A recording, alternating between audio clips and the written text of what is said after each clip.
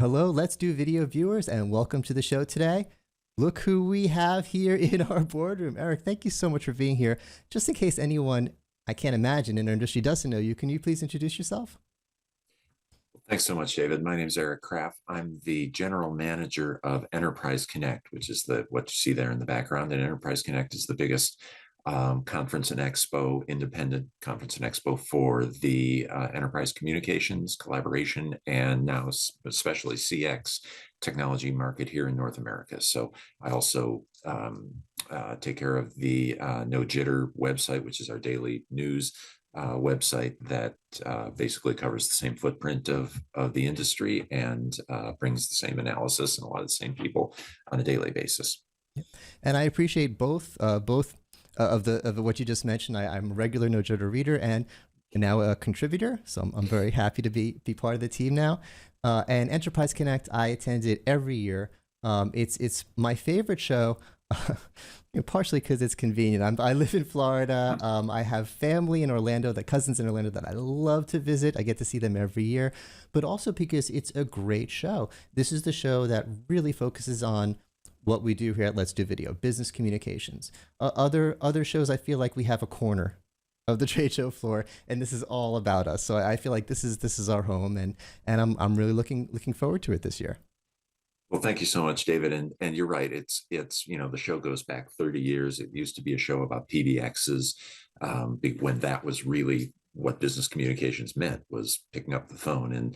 And so it's although our company, back when it was an independent company in 1995, did a show called Digital Video Communications, for those of us who remember, like ISDN based video back in the day, and every year was going to be the year of video. And it's just been incredible to see somebody like you who's just got so much knowledge about video, and there's so much to talk about and so much to for enterprise people to kind of understand and make decisions around in the video area and in communications broadly. It's not just phones.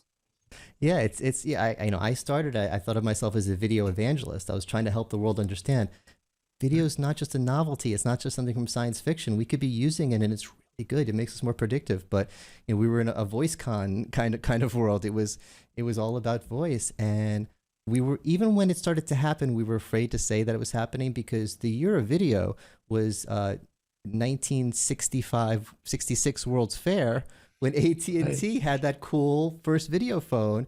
And Right. oh my God, this is the year everyone's going to use it. And then that didn't work. And then there was a year of video every year after that as we developed the technology. But now here we are.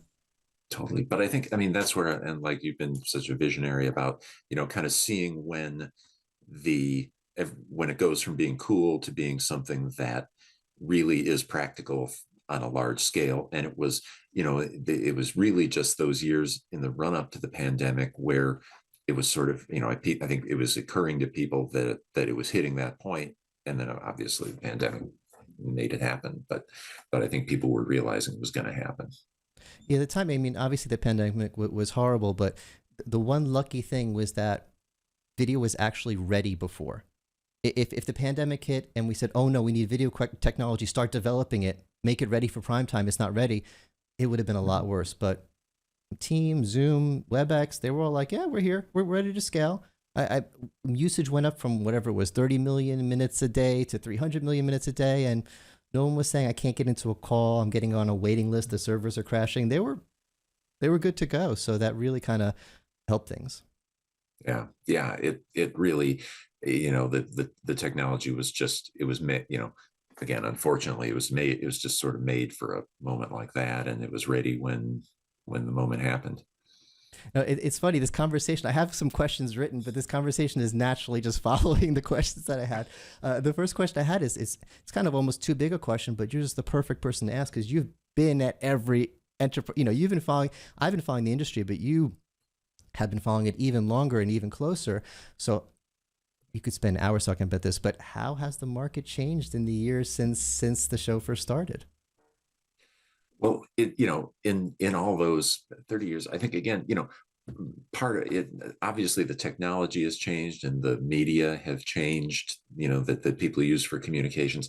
But I think the other thing that's just been in continual change has been just the roles that our audience plays within their enterprise and what their job consists of. I mean, it really was, when you go back to the phone days, it was a very, I, I want to say utilitarian, and that almost brings in the idea of a utility, which is what phones were at the time.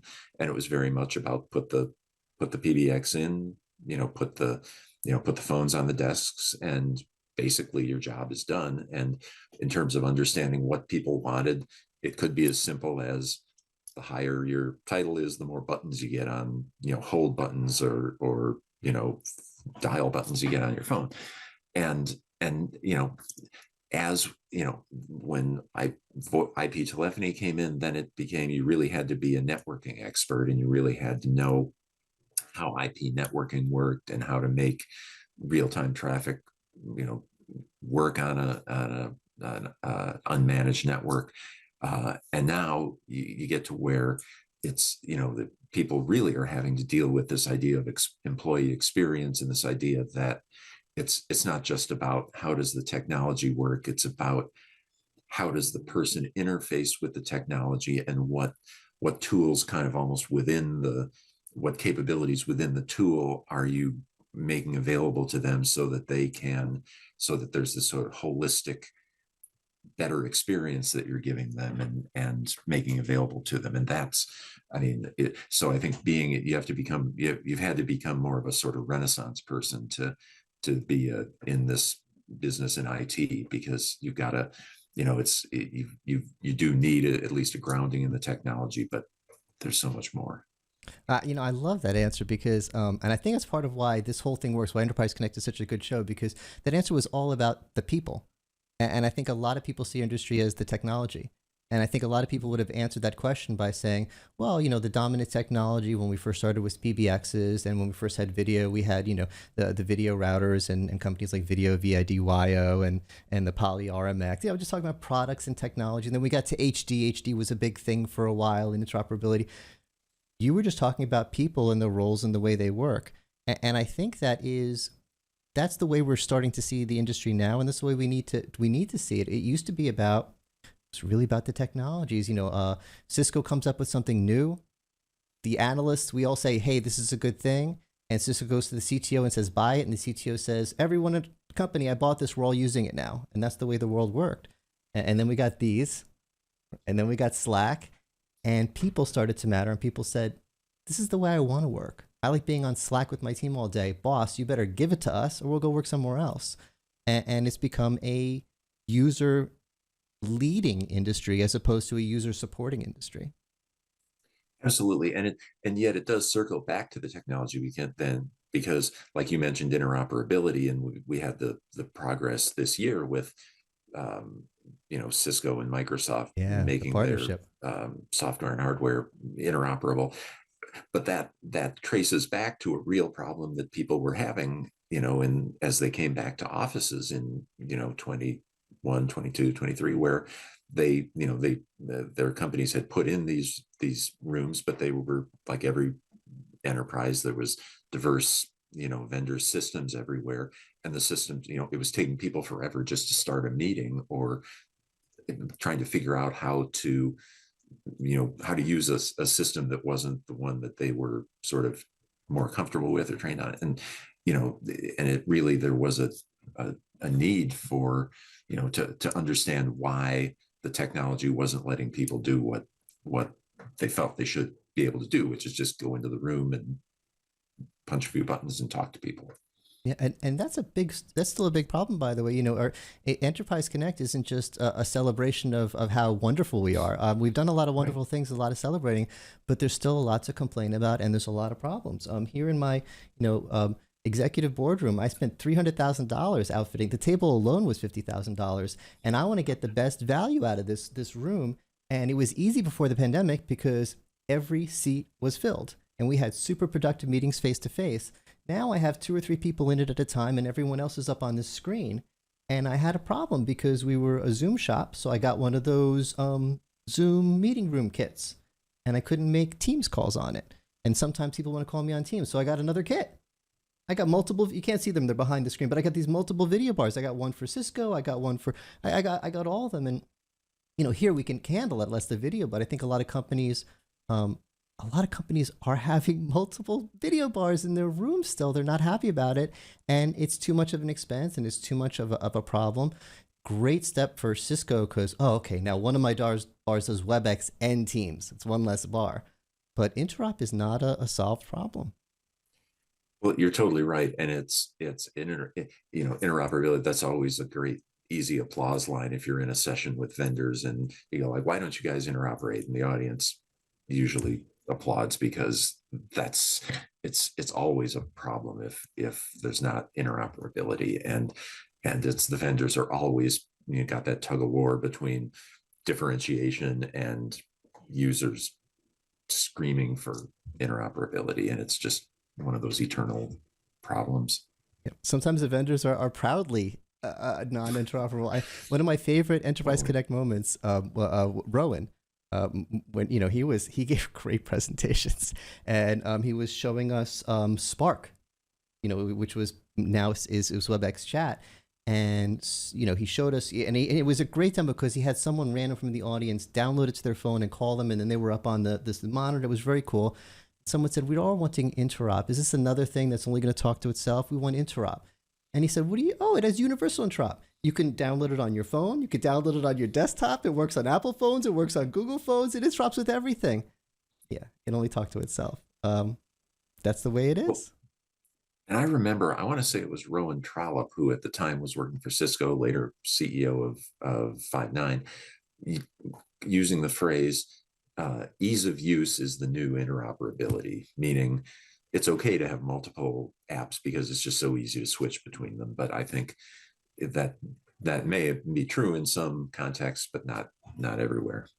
Yeah, I was just in a conference with a couple other analysts, David Danto and Tim Banting, and we were talking about how the dream is that the least used app on my phone, the Contacts app, would be the only app. I click Contacts, I click Eric, and it knows what to call you on video, audio, Zoom, whatever it is.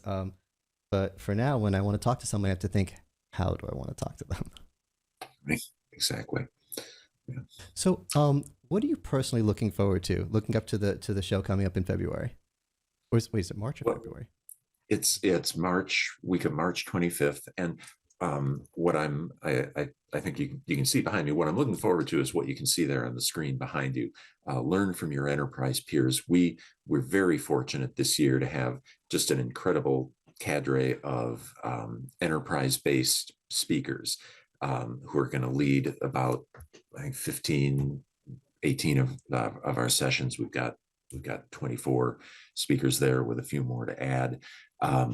Great, from big companies, Ernst & Young, Medtronic, US Bank, Cargill, Delta Airlines, Cushman and Wakefield. You can go on the website and find them. I think that's really what people love to hear from their colleagues. They love to hear from people who have been through the exact challenges that they're going through, and we've had great success, and I'm really indebted to the folks that you see on the screen for being willing to step up and do this, and they're very enthusiastic about it. I think that's one thing we see is that people love to share their knowledge, and I think the idea of being seen as a thought leader, not necessarily even that you're necessarily the most cutting edge, you're using like the most cutting edge technology and you're just have the most futuristic use, but more just cutting edge in the sense that you've solved a major technology problem. And we've got these folks talking about where they're starting to use generative AI in their contact center, everything from that to how they migrated their phone system or their voice system to UCaaS, to how I think in our video track, 4 of the 6 sessions are end user led, and just like the US Bank session is going to be based on sort of how do you how do you create that? Essentially, it's it's video, this idea of equity, but it's more just like how do you create a good experience for everyone regardless of where they're at. And so the thing that I'm excited about is just I think it's just going to be great to hear all these stories and to be a part of just the interaction that's going to go on. We're adding, if I can just take one more second, Sure. we're for a few of these sessions where we're able to make the schedule work. We're going to add on. It's going to be about most will be a 45-minute session, but then for the next 30 minutes, we're keeping the session room kind of reserved for that session, and the formal session will break, and we'll invite people to just continue networking in that Nice. room on that topic. And we've got the speakers to agree to stay. It's everybody does That's this at the end smart. of a session if it's really good, and this is just saying, okay, you're not going to have a bunch of impatient people kicking you out because the Yes. next session's coming in. We set this aside, take the time, and carry on the conversation. I feel like there needs to be a German word for that feeling when a session is really good and it's over and everyone's going up to the speaker and saying, I love your comment on this. I want to talk to you about this. And everyone's saying, I want to continue this conversation, but they're kicking us out. But yeah, a really good session always has that feeling of, let's not end this right now. Can we keep it going for another few minutes? Can we keep the conversation going? So that to accommodate that, as opposed to, usually it's just too bad, get out. Yeah, and again, it's I think people are always looking for ways to network at an event like this, and a big event like this.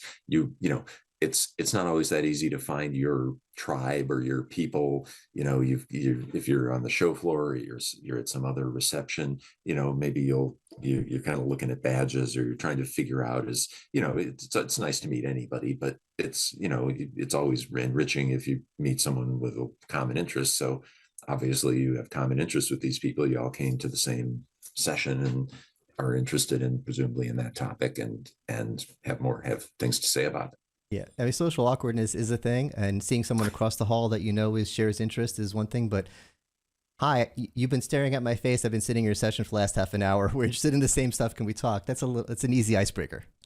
Yeah, yeah, I also definitely. Or something caught my ear. You said end user led panels. Now we were talking before about how one of the things I like about this conference is not all just about the technology and vendors. We really focus on the people and end users. So.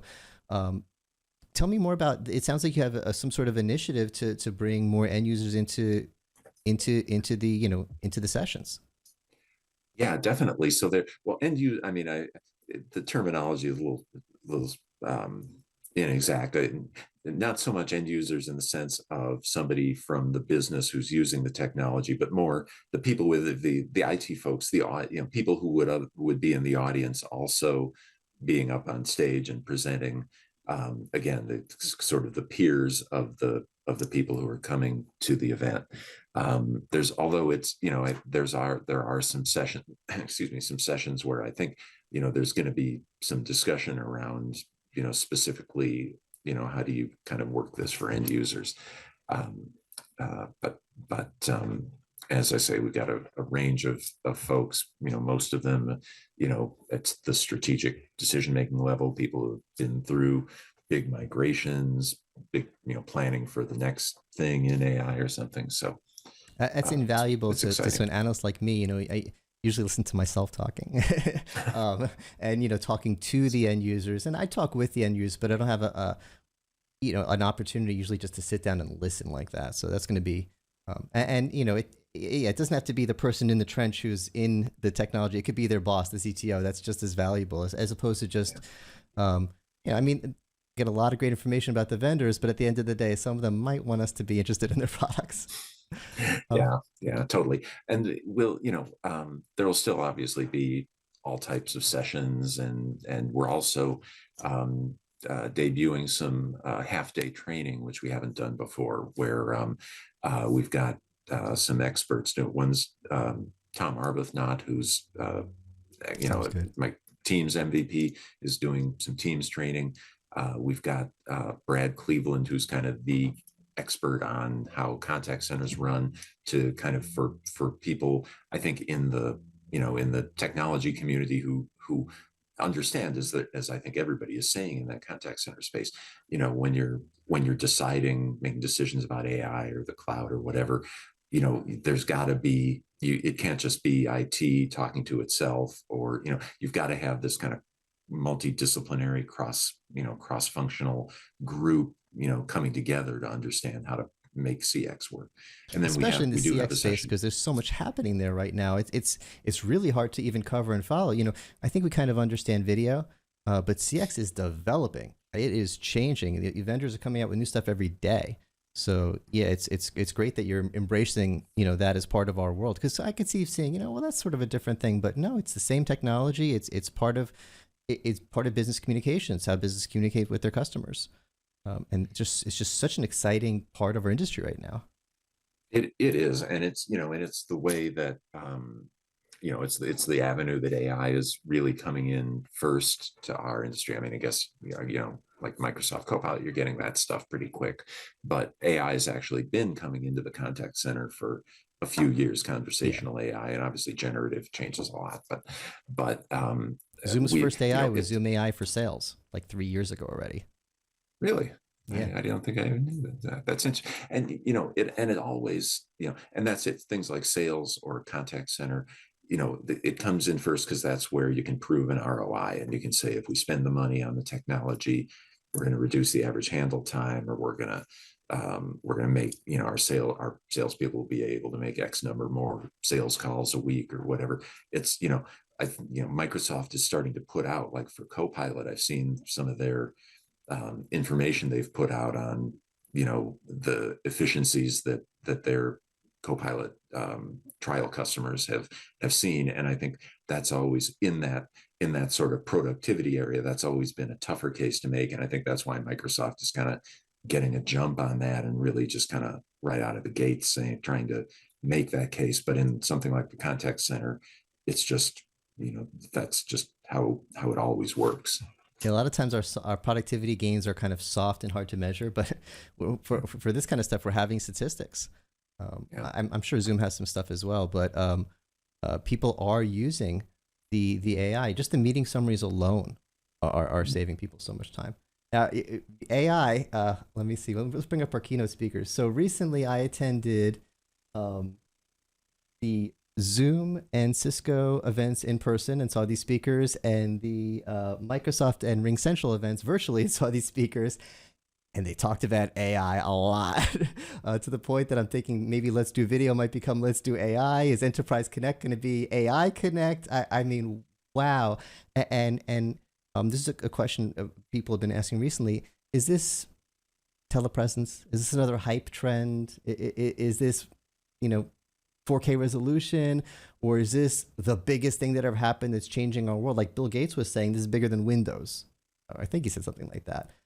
So what's your opinion on the hype, or this is it? It's so interesting because you can hear both things. People talk about AI in the context of the Gartner curve and the trough. When are we in the trough of disillusionment, and and fully expect AI to take that journey.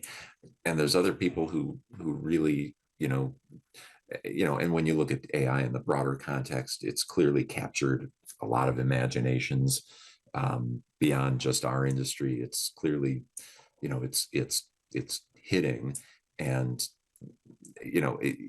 I mean, I I guess I guess we're in the kind of fortunate position, that it kind of is. If people are talking about it, we'll talk about it. We'll have the conversation, and we don't have to pick a winner, or you analysts tend to have to maybe make a forecast, or make a prediction and go out on a limb a little bit. But it's certainly, it's there's so much um, investment in it. I think some of the, and it's moving so fast that, like, Yes. I was reading today about kind of this issue of, you know, not only, for any company in any sort of scenario, how much are you going to have to spend to use a large language model or a a service versus and how much does that you know and it's not just kind of like the cost of the service, but if you bring in all the cost of time and all that kind of thing, but it's so I think I mean there's and again, if it's good for us that this is true, that there's so much to digest and understand and say this is this is not going to just go away, it's going to be here. And how how do I make the right choices for Mm. in this AI world? And it seems like they people are finding uses for it, and it's just a matter of then making good sort of business decisions about where it's useful and where it's not. I don't know, what's your sense?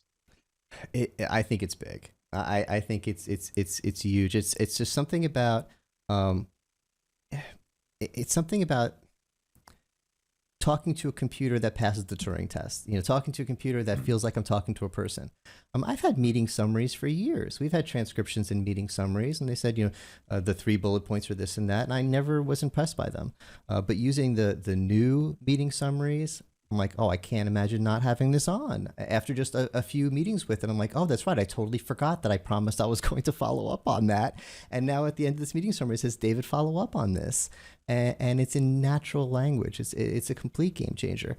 And the generative AI, the fact that, and a lot of people don't get this. I was on a team, we had to come up with ideas for an app. And I used ChatGPT. I said, give me 20 more ideas. Give me 20 more ideas. Give me 20 more ideas. And I started deleting I still had to cull through it and make it good. Everyone else came up with 5 or 6 ideas. I had 70, and they were good, and I had them categorized and everything. And they're like, "Oh my God, how you do this? Some kind of genius." I'm like, "No, I had generative AI help me with it."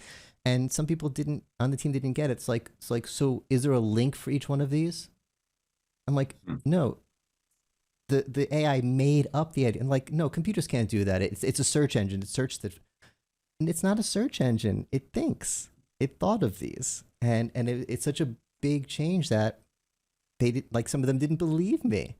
It's changing the way I work in little ways, but I feel like it adds up to a lot. Yeah, and I think it does change the whole dynamic. It's like you say, it's starting to become I think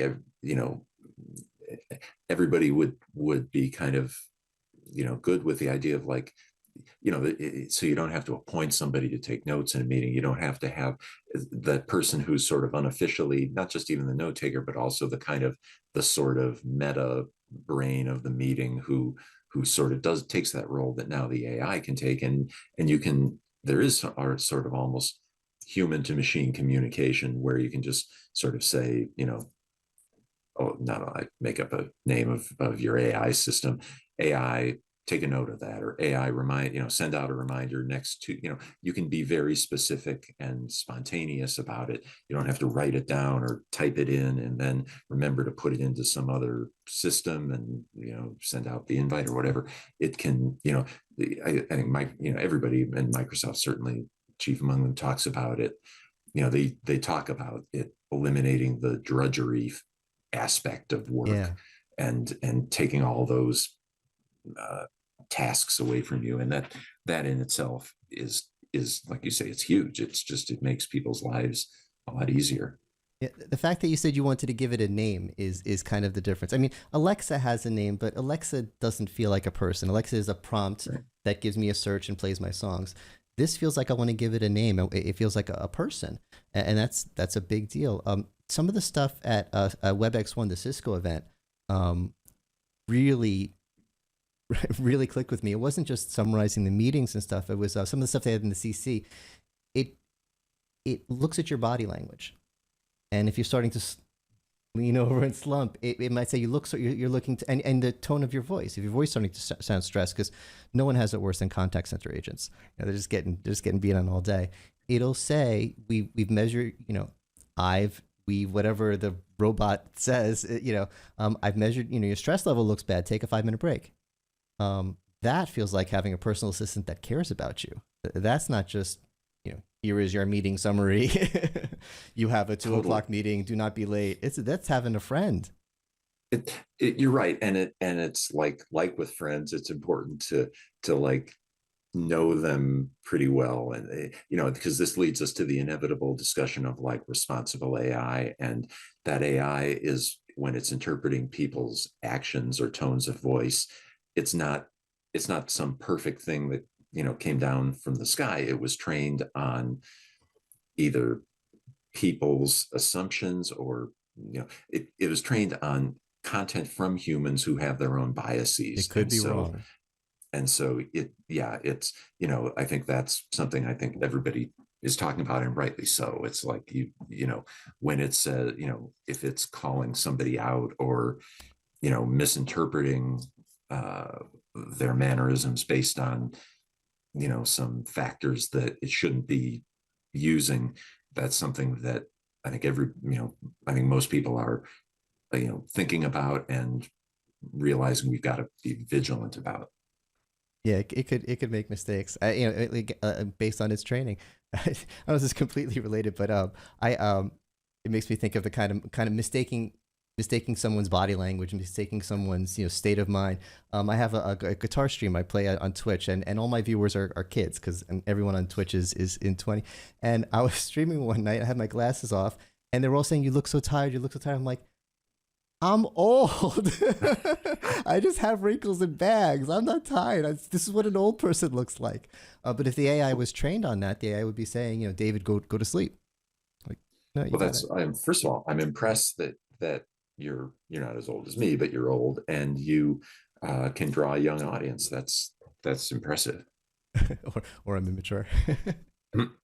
uh, Last topic, and this is a big one for me. I am very excited about a lot of the apps that are coming out for hybrid events.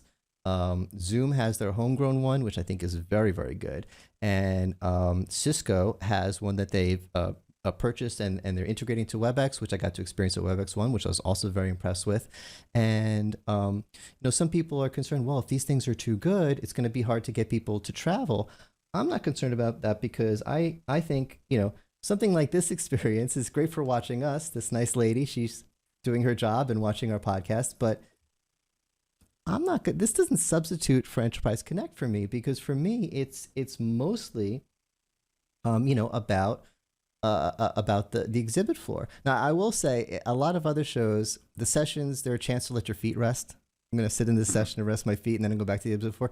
The sessions, Enterprise Connect, I don't, I have them on my calendar beforehand. There are things I actually want to hear and listen to. The sessions are good, and you can get a lot of value from the sessions from a hybrid app, but you're never going to get.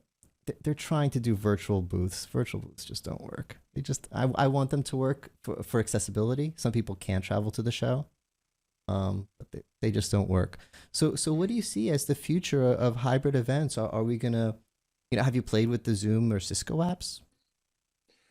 We do have, and of course we did the events virtually during the pandemic. We use a platform called Swapcard, which is a virtual event platform, and it's also like an event app platform, so it doubles as what you have on your phone when you are at the show. And we have seen definitely what you've seen, which is that when people could get back to meeting live, they wanted to, and people understand that that's it's a totally different experience, and that it's something that is just tremendously kind of enriching. And if you can make it to a show like that, it's great for your career, it's great for your soul, it's great for, just being around people, sharing kind of uh, especially people you don't necessarily work with every day, so you get some different perspectives on things and things. So we we've seen interest in the hybrid aspect not become what people thought maybe it would become during the pandemic. Like, as you say, there's, forever now shows will be kind of two different things. And I think, some, like a lot of the big vendor shows do have a strong virtual component, and they really seem to be very well planned around, okay, this is the in-person part, and then there's going to be this very large virtual component that's going to be very rich. Um, in our model, that hasn't we haven't seen the demand for that. But it's not something we're just like, glad the pandemic's over, now we can just go back to everything being the same. It's, I think we continue to watch the space, I think, and this AI is a good reason why, is because it can enable, at some point, I'm the last person who has any idea about how virtual reality may go or when people may actually use it. But I don't rule out that it could be in the future. And AI, there's got to be ways AI will make that a better experience for people. And now, things like simultaneous translation, if you can do an event that can be broadcast around the world and people are actually interacting with it in their own language and hearing it in their own language, that would be an amazing thing. I shouldn't say would. I'm sure that's going to happen, and it will be. So we're very, we're keeping an eye on it, but I think in the near term we're seeing kind of a return to in person, with a desire, as you say, for people who just can't travel but really are interested in kind of getting the basics. Our plan for this year is we're going to stream the keynotes and the other keynote sessions, the panels and everything on the main stage. And we will have, we don't really even call them virtual booths. They're just sort of positions in the virtual space where people can meet and chat with the sponsors. And we do see decent attendance at that, and who knows, with as fast as things have been changing, who knows what's going to happen in the next few years. It's definitely a very new field. The hybrid event apps, they're either brand new apps or apps that have been very recently redesigned. The one that Cisco acquired, it was originally for in-person events. It was for badging and ticketing, and it still does that. But they added the virtual component and combined it with WebEx. Zooms was built from scratch like 2 years ago. I mean, it's brand new, so we haven't figured this out. I just think it's a particularly interesting opportunity at Enterprise Connect because it's part of our industry and we're interested in it. It's so new. If I was Zoom or Cisco, I'd be talking to you and say, "Hey, as part of our sponsorship, use our app because let's get people criticizing it, complaining about, figuring out if it works or not." One thing that excited me is I feel like a lot of times when events try to go hybrid, it's really just we have the in-person event and we have a virtual component, and they're kind of two separate things. The only real hybrid events that I think I've attended was Zoomtopia and WebEx One, because they both did a good job. I don't want to say one more than the other, but they did different things. But we can go into it. But it didn't just feel like, I'm at the event in person and I know some of these things are being streamed. They brought in the remote people in ways that, whether through the app or Zoom actually had them on screen behind the keynote speaker. They had bubbles of remote people. And it's like, ooh, I feel like I'm part of something bigger. And Tim wasn't at WebEx One in person. I was at WebEx One in person. He was virtual, but we were kind of able to chat through the app, and it was kind of like we're there. So there's a difference between a hybrid event and a virtual event. It's new, it's exciting. We haven't figured it out, and and I just thought I'd like your opinion on it because you run the event in our space. Well, it's like I say, it's definitely. I mean, there's still, to your point, RingCentral just acquired Hopin. That's right. So there's still new activity going on there, and it's certainly something. And like I say, you follow, you got Meta, doing things in the VR space, and I mean you can't ignore that. And so we're definitely keeping an eye on that space. Surprised that Microsoft has Microsoft Events, but that's just a really big webinar. RingCentral has Hopin, which is cool. The WebEx one, I keep forgetting the name. It was like Swoogo or something, or Socio. I'm a fan of that. I'm a big fan of the Zoom one. And Microsoft usually kind of covers all the bases. So whatever their competition, they have a version of it, but they don't seem to have anything. I don't. They got it. I don't think that'll last. They're going to come up with something soon. All right. So I think that covers all my questions. Anything else you want to share with our viewers while we have you here? Just if I can make a shameless plug, Enterprise Please. Connect is March 25th through 28th. You can go to enterpriseconnect.com. You'll see the page that you've been seeing behind us, and you can find out everything about the program and the show floor and everything else there. And we'd love to see you in Orlando. And I'm looking forward to seeing you in Orlando, David. Yeah, and any Let's Do Video viewers who want to give me a hard time for anything I ever said in person, I will be there with freshly purpled hair. I'm in need of new purpling, but I'm always freshly purpled for the show. And I do and my personal favorite thing about the show, it really is the people. I mean, I cover this stuff all the time, and you know, I attend a lot of virtual things, but seeing. I have a lot of friends in the industry, a lot of friends who work for the companies, but in particular, she's my least favorite people. My competition, the other analysts, they've become my best friends. We've made this little clique. We're with this little group now, and I just love hanging out with them. And this is one of the few opportunities to do that. So thanks for hosting this for us. Well, thank you for being there and being such a great part of it. And thanks for having me here.